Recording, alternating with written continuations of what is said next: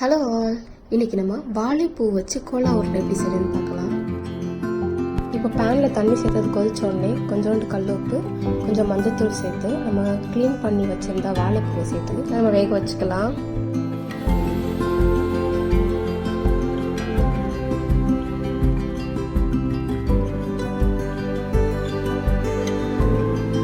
இப்போ பாருங்க, நம்ம வாழைப்பூ வெந்துருச்சு. தண்ணி நல்லா இருத்துட்டு இந்த ஒன்று பாதியமாக நம்ம வெட்டி வச்சுக்கலாம்.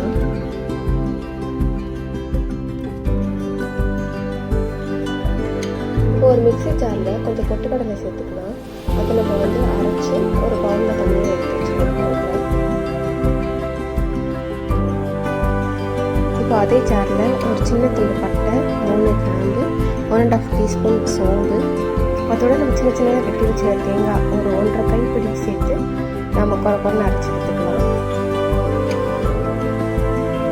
பாருங்கள், நம்மளோட தேங்காய் சோம்பு இதெல்லாமே ஓரளவுக்கு அரைஞ்சிருச்சு. அதோட ஒரு சின்ன துண்டு இஞ்சி, ஒரு 4லேருந்து 5 பல் பூண்டு, சின்ன வெங்காயம், ஒரு 4 பச்சை மிளகாய், கொஞ்சம் கருவேப்பிலை சேர்த்து அதையும் அரைச்சிக்கலாம்.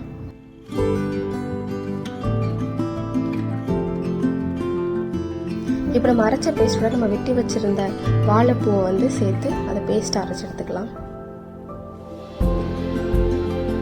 ரொம்ப பேஸ்ட்டாகவும் அரைச்சிடக்கூடாது, இந்த அளவுக்கு அரைச்சாலே போதும், கொஞ்சம் குறைன்னு.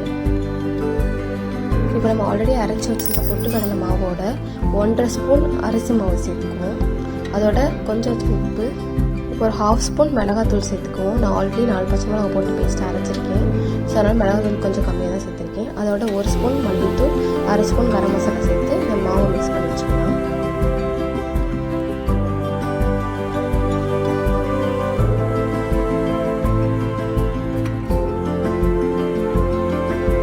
மசாலா போட்டு அரைச்ச வாழைப்பூ பேஸ்ட்டை இந்த மாவோட ஆட் பண்ணி பெரட்டி உருண்டை பிடிச்சிக்கலாம்.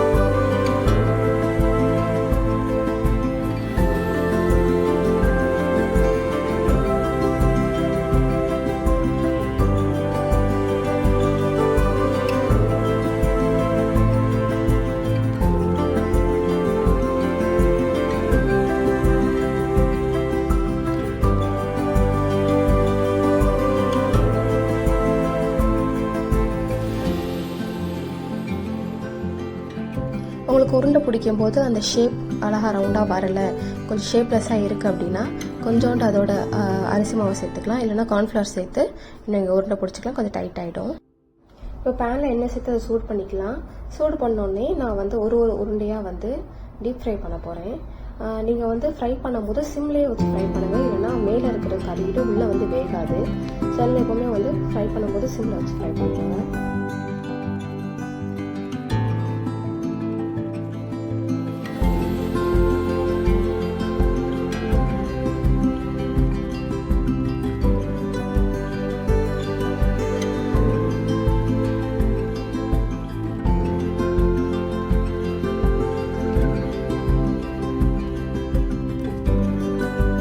பாருங்கள், நம்மளோட கோலா உருண்டை சூப்பராக வெந்துருச்சு. நம்ம இப்போ எடுத்துடலாம்.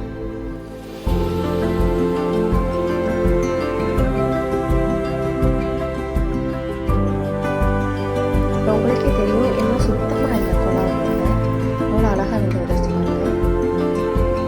அவ்வளோதான் ஃப்ரெண்ட்ஸ், நம்மளோட கோலா உருண்டை ரெடி.